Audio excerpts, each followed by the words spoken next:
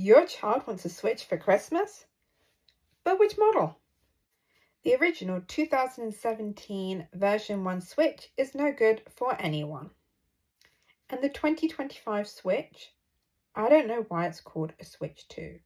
It shouldn't have been. It should be maybe a Switch Pro at the very best. There really isn't that much difference between the 2 and the OLED, except it's £96 more expensive. There are very few exclusive games. You can play all the best games on the OLED, with gameplay walkthrough tutorials on YouTube, so you never get stuck in a game. And the Nintendo Switch 2 version games are much more expensive. For the majority of children who have asked for a Nintendo Switch for Christmas, I still recommend the Nintendo Switch OLED. I'm aware the console came out in October 2021, however, it's still fantastic. You can play all the best games on the OLED. So why do I have a Switch 2? I have a Switch 2 because I play it every day. It does have a more luxurious feel.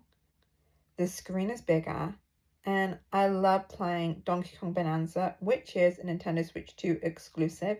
And next year, they're bringing out a new Yoshi game, which will also be a Nintendo Switch 2 exclusive.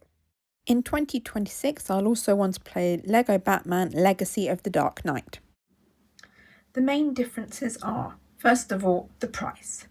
The OLED's around £100 cheaper than the Switch 2. And also you have the accessories. The Pro Controller for the Switch 1 and the OLED is about £50, and you've got the one for the Switch 2, which is about £75. When it comes to games, you can play Switch games on a Switch 2, but you cannot play Switch 2 games on an OLED. If this is the first time games console for a child, I recommend the OLED. There are many games and many great hours of play. They don't need the latest games, they don't need the latest console. They'll be fine.